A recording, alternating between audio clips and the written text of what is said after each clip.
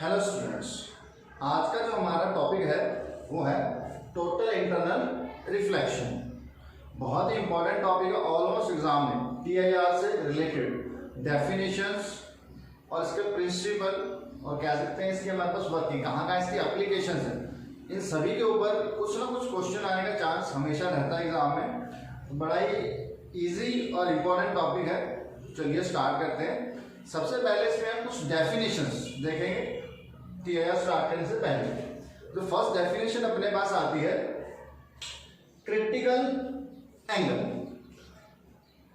The angle of incidence in denser medium with respect to which the angle of refraction in rarer medium equals to 90 degree known as the critical angle। मतलब वो angle of incidence जो denser medium में हमारे पास है और उस angle of incidence के corresponding अगर हमारे पास रेयर मीडियम में एंगल ऑफ रिफ्रैक्शन 90 डिग्री का होता है तो उस एंगल ऑफ इंसिडेंस को हम कहते हैं क्रिटिकल एंगल। चलिए देखते हैं कैसे आप इसको समझ सकते हैं। तो यहाँ पे दो मीडियम बना लेते हैं।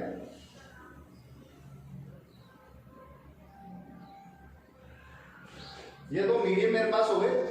ये मीडियम हम मान लेते हैं फिलहाल डेंसर और ये मीडियम है मेरे पास रेयर। रिफ्रैक्शन के रूल्स में हमने पढ़ा है कि जब भी light denser to rare medium जाएगी तो वो बेंड करती है अवे फ्रॉम नॉर्मल। चलिए चेक करते हैं यहाँ पे। सपोज मैंने इस पॉइंट पे एक नॉर्मल ड्रॉ कर दिया, ये नॉर्मल ड्रॉ कर दिया। अब मेरे पास कोई भी इंसिडेंट रे है,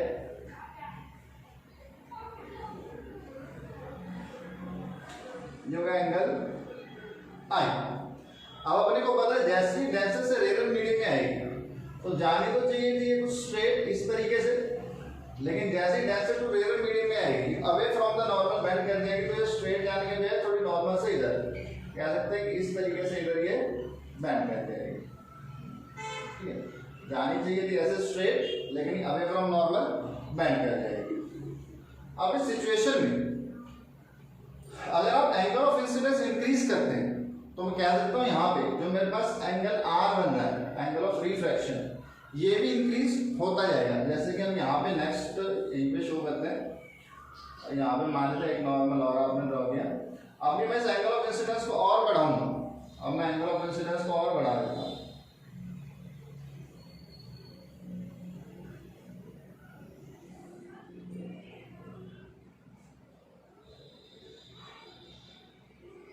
ठीक है, आप एंगल ऑफ इंसिडेंस है, एंगल ऑफ इंसिडेंस इसको धीरे धीरे इंक्रीज करते जाए कॉरस्पॉन्डिंग हमारे पास एंगल ऑफ रिफ्रैक्शन ये भी इंक्रीज होता है।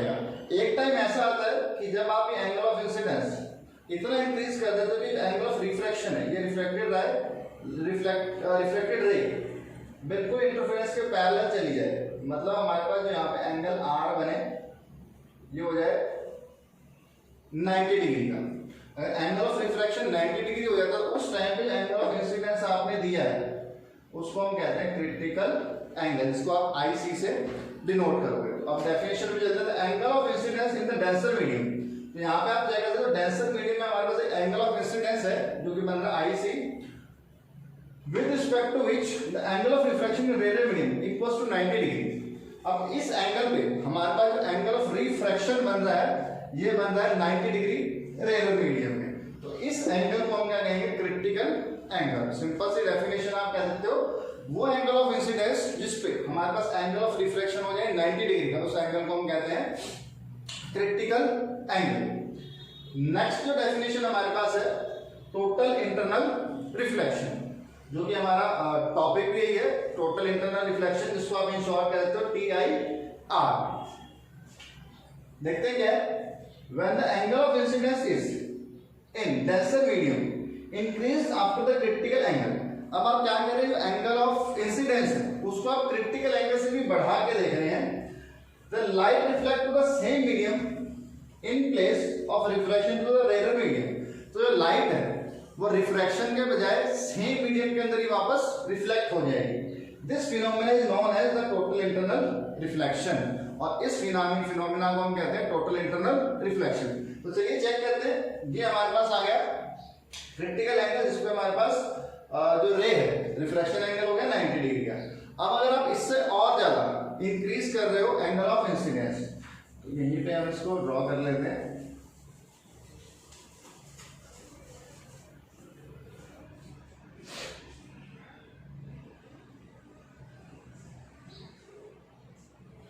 डेंसर मीडियम, रेयर मीडियम, ठीक है। अभी हमने चेक किया जैसे जैसे आप एंगल ऑफ इंसिडेंस बढ़ाते हो वैसे वैसे मेरे पास एंगल ऑफ रिफ्लेक्शन बढ़ता है, और जिस एंगल ऑफ इंसिडेंस पे एंगल ऑफ रिफ्लेक्शन 90 डिग्री का होगा उस एंगल को हम कह रहे हैं क्रिटिकल एंगल।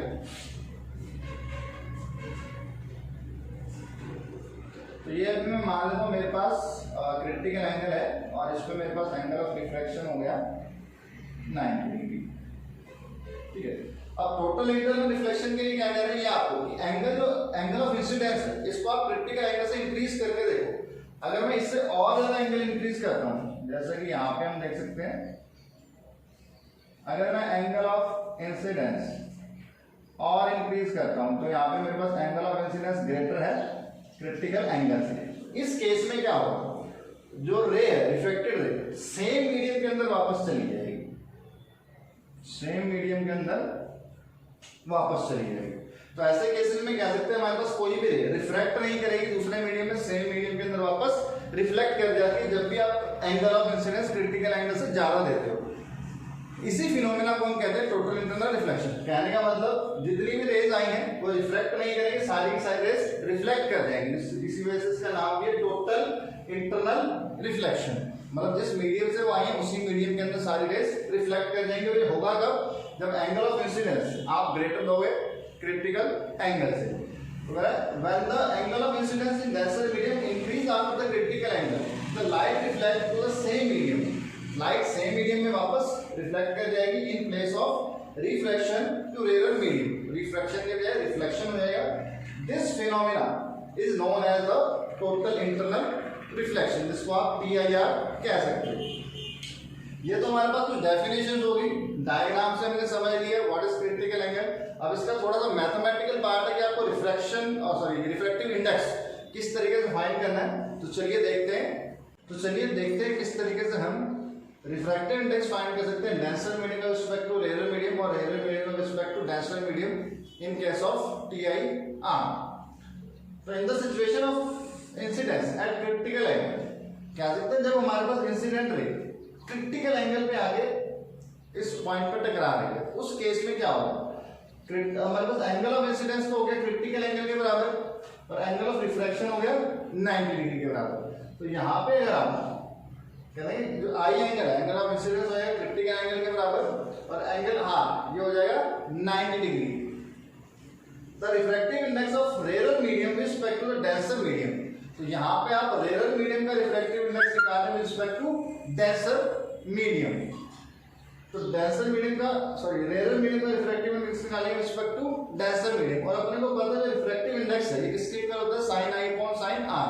तो यहाँ पे sin i की जगह पुट कर देंगे ic और sin r की जगह पुट कर देंगे 90 डिग्री और sin 90 की वैल्यू अपने पास है 1। तो हमारे पास जो रिफ्रैक्टिव इंडेक्स आएगा रेयर मीडियम का रिस्पेक्ट टू डेंसर मीडियम वो आएगा sin ic, ये आएगा हमारे पास sin ic।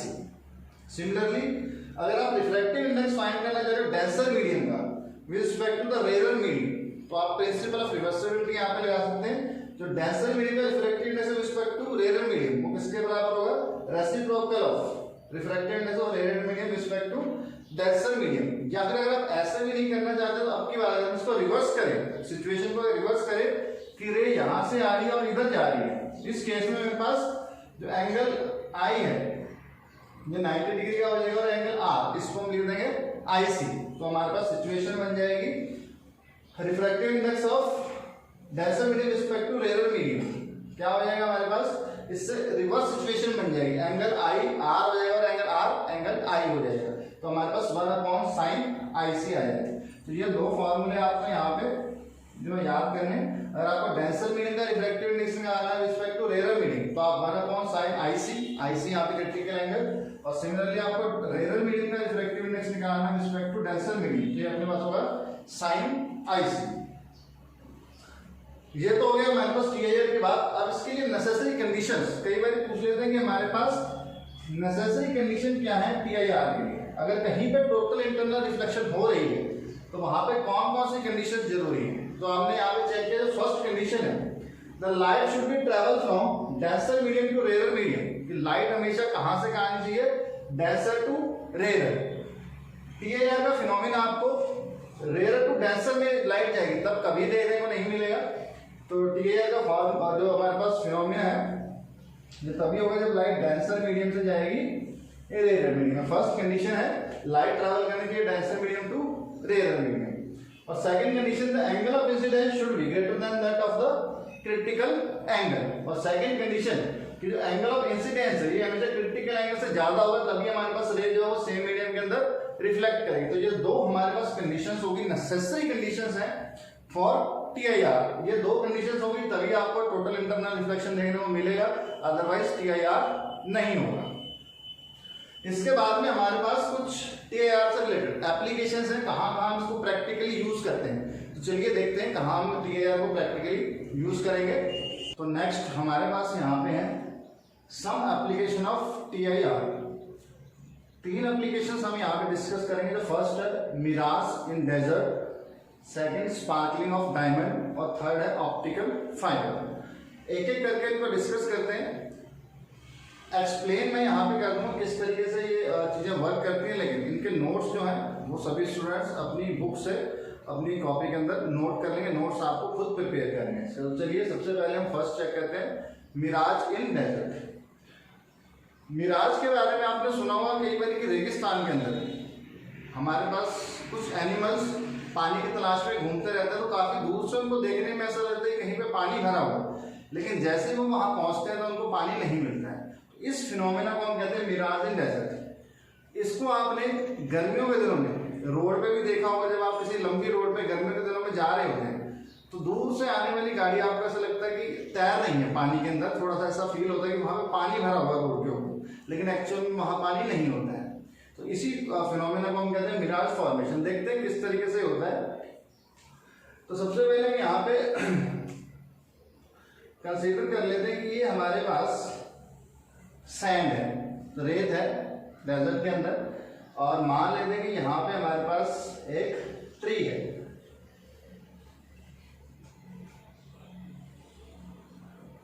ये अपने पास एक ट्री हो गया। अब अपने को पता है जब सनराइज आके सैंड के ऊपर पड़ेंगे तो जो सैंड के पास वाली लेयर है ये वो बहुत ही ज्यादा गर्म हो जाएगी, और बहुत ही ज्यादा गर्म होने की वजह से जो सैंड के पास वाली लेयर है ये वाली लेयर हो जाएगी हमारे पास एक तरीके से रेयर मीडियम की तरह काम करेगी। ये हो जाएगी लेयर रेयर मीडियम, क्योंकि सन की हीट की वजह से ये वाली जो लेयर है बहुत ज्यादा गर्म हो जाएगी, और गर्म होते ही एयर जब वो लाइट हो जाती है तो ये हमारे पास डेंसर मीडियम बन जाएगा। और इसके ऊपर जो अभी एयर है वो अभी हैवी होगी, तो हम कह रहे हैं ऊपर मेरे पास मीडियम होगा डेंसर। अब इस ट्री से आने वाली जो रेस है, मान लेते हैं कोई दो रेस हम यहाँ पे बात कर लेते हैं। एक रे जो है यहाँ आई और एक रे यहाँ। अब हो क्या रहा है यहाँ पे जो रेज आ रही है कौन से मीडियम से आ रही है, डेंसर से आ रही है। अब जा किसमें रही है, रेयर में, जो कि हमारे पास टीआईआर की फर्स्ट कंडीशन है, जो लाइट रेज है डेंसर टू रेयर मीडियम आनी चाहिए। अब जैसे ये रेयर मीडियम में जाएंगे, अगर ये यहाँ पे स्ट्राइक करती है एंगल ऑफ इंसिडेंस ग्रेटर हो क्रिटिकल एंगल से, मतलब यहाँ पे जो एंगल ऑफ इंसिडेंस बनता है वो क्रिटिकल एंगल से ज्यादा हो, तो ये रेज सेकंड मीडियम के अंदर नहीं जाएगी, रिफ्लेक्ट नहीं करेगी, फर्स्ट मीडियम के अंदर ही वापस रिफ्लेक्ट कर देंगी।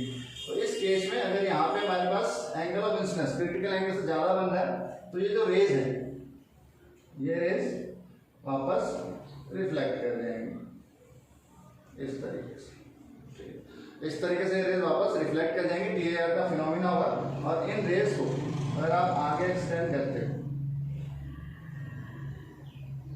तो अपने को इस पेड़ की जो इमेज है वो नीचे की तरफ बनती हुई दिखाई देगी। मतलब कह सकते हैं कोई ऑब्जर्वर अगर ऑब्जर्व करेगा दूर से तो उसको पेड़ की परछाई नीचे दिखाई देगी। और पेड़ की परछाई नीचे कब दिखाई देती है, या तो नीचे पानी भरा हो, तो इस केस में ऐसा होता है कि आप जब दूर से देखते हैं तो आपको चीजों की परछाई नीचे नजर आती है, तो दूर से देखने में ऐसा फील होता है कि उस जगह पे पानी भरा होगा। लेकिन एक्चुअल में पानी नहीं भरा होता है। ये जो इमेजेस बनती है किस वजह से बनती है?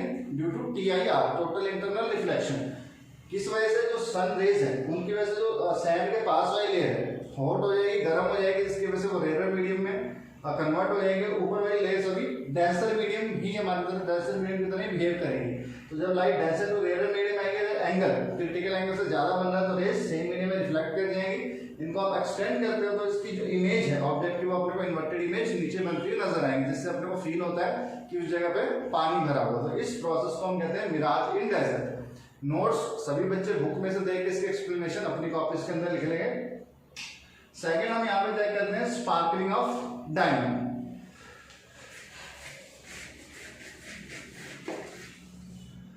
सभी ने देखा होगा कि डायमंड जो हमारे पास है काफी ज्यादा चमकता है, उसके अंदर शाइन निकलती है बाहर। ऐसा क्यों होता है?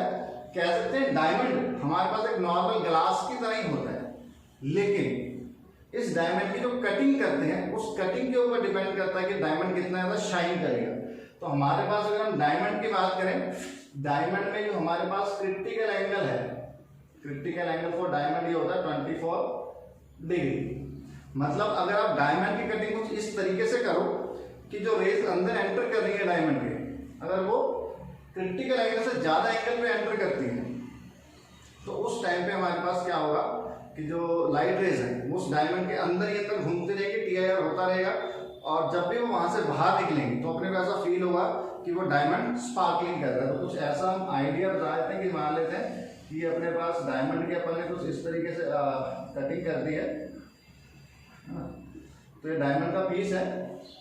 अब यहाँ पे हम ये मान लेते हैं कोई लाइट रे आई, ठीक है।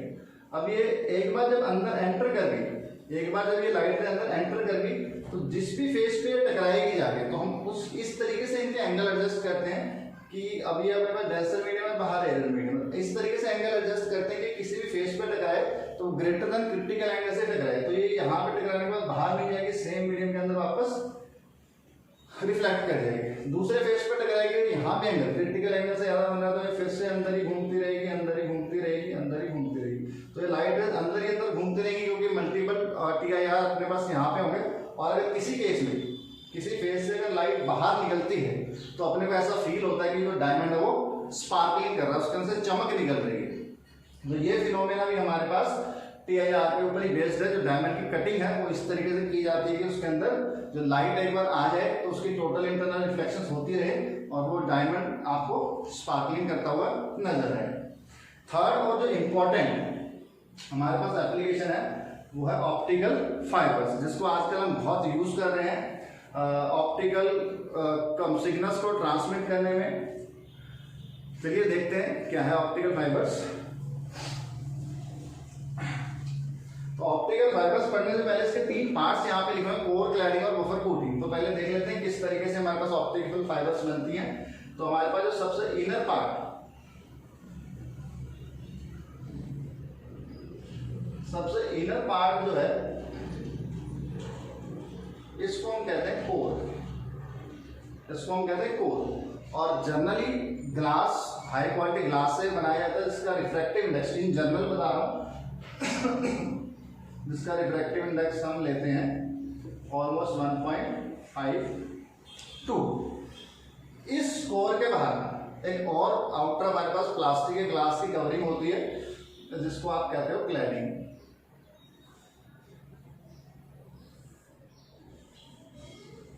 इसी के ऊपर एक लेयर और है जिसको हम कहते हैं क्लैडिंग। और क्लैडिंग का रिफ्रैक्टिव इंडेक्स जनरली जो रखा जाता है वो होता है 1.48। इसके बाहर एक लेयर और होती है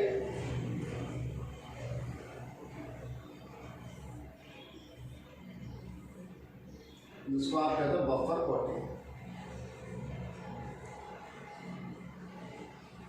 अब ये जो बफर कोटिंग है ये नॉर्मली प्लास्टिक की कोटिंग होती है, सिर्फ इसलिए दी जाती है ताकि हमारे पास जो ऑप्टिकल फाइबर्स हैं वो सेव रहें, उनको स्ट्रेंथ प्रोवाइड हो जाए। तो यहाँ पे आप चेक कर सकते हैं जो हमारे पास ऑप्टिकल फाइबर है उसमें जो इनर पार्ट है उसका रिफ्रैक्टिव इंडेक्स ज्यादा है और जो इसके आउटर पार्ट है क्लैडिंग, इसका रिफ्रैक्टिव इंडेक्स कम है। तो हम कहते हैं एक तरीके से डेंसर मीडियम और एक तरीके से रेयर मीडियम है। तो चलिए देखते हैं किस तरीके से हमारे पास ये वर्किंग करती है। तो मान लेते हैं हमारे पास ये एक ऑप्टिकल फाइबर है और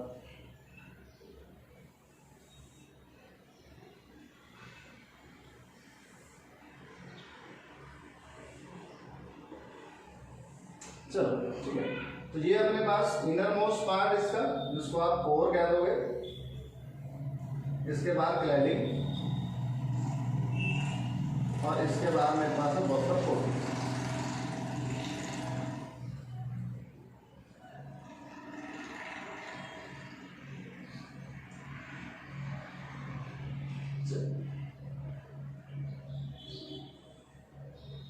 ठीक, अब जो कोर है, सेंट्रल कोर है, इसका रिफ्रैक्टिव इंडेक्स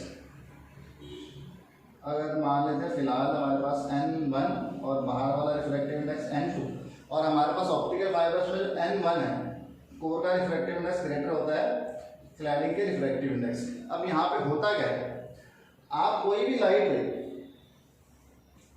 स्ट्राइक करवाओगे ऑप्टिकल फाइबर से, इसके अंदर जैसे वो एंटर करेंगे, एंटर करते हुए ये हमारे पास डेंसर मीडियम है, कोर का डेंसर मीडियम है और बाहर क्लैडिंग है रेयर मीडियम। तो डेंसर टू रेयर मीडियम जा रही है, मतलब टीआर की फर्स्ट कंडीशन हमारे पास सेटिस्फाई है, डेंसर टू रेयर मीडियम जा रही है। लेकिन अगर यहाँ पे एंगल क्रिटिकल एंगल से ज्यादा बनेगा तब क्या होगा, ये जो रेज है रेयर मीडियम में नहीं जाएंगी, सेम मीडियम के अंदर वापस रिफ्लेक्ट कर जाएंगे। यहाँ पे टकराने के बाद फिर से वही फिनोमेना डेंसर टू रेयर जाना चाह रही है, अगर एंगल क्रिटिकल एंगल से ज्यादा होगा तो रेज फिर से अंदर रिफ्लेक्ट कर जाएंगे और इसी तरीके से अंदर अंदर अंदर अंदर जो है इस तरीके से ट्रेवल करते जाती है। मतलब आपका ऑप्टिकल सिग्नल्स हैं वो एक जगह से दूसरी जगह ट्रांसमिट हो सकते हैं। तो सिंपल सा प्रिंसिपल है, कोर का रिफ्रैक्टिव इंडेक्स आपको ज़्यादा देना है, क्लैडिंग का रिफ्रैक्टिव इंडेक्स उससे कम होगा। डेंसर टू रेयर अगर लाइट जाएगी और एंगल क्रिटिकल एंगल से ज़्यादा होगा तो हमारे पास लाइट जो रेज है बाहर नहीं जाएंगी, अंदर ही अंदर वो रिफ्लेक्ट होती रहेंगी और टीआर फिनोमेना से ये रेज आगे आगे पास करती रहती है। इसके अलावा बहुत सारे ऑप्टिकल फाइबर्स के आपने डेकोरेटिव पीस भी देखे होंगे, वहाँ पे भी हम इन ऑप्टिकल फाइबर्स को यूज़ करते हैं। कुछ इस तरीके के पीसेस हमारे पास होते हैं और यहाँ पे लाइट होती है, छोटा सा इंडिकेटर, इसके ऊपर ऐसे हमारे पास थ्रेड से होते हैं, है ना, ये अपने पास ऑप्टिकल फाइबर्स होते हैं। तो यहाँ पे जो लाइट है वो लाइट इन थ्रेड से ट्रैवल होती है, आपको इन पॉइंट के ऊपर शाइन करती हुई नजर आती है। सिर्फ आपको इन पॉइंट्स पे लाइट नजर आती है, तो कई बार इनको हम डेकोरेटिव पीसेस के तौर पर भी ऑप्टिकल फाइबर्स को यूज कर लेते हैं। लेकिन मेन यूज इसका हमारे पास कम्युनिकेशन में, जो ऑप्टिकल सिग्नल्स है उनको ट्रांसफर करने में। तो इन 3 एप्लीकेशंस को सभी स्टूडेंट्स अच्छे से पढ़ेंगे अपनी बुक के अंदर। एक बार अगर आप रीड कर लें, फिर भी अगर आपको कोई प्रॉब्लम आती है तो आप मेरे से कंसल्ट कर सकते हैं।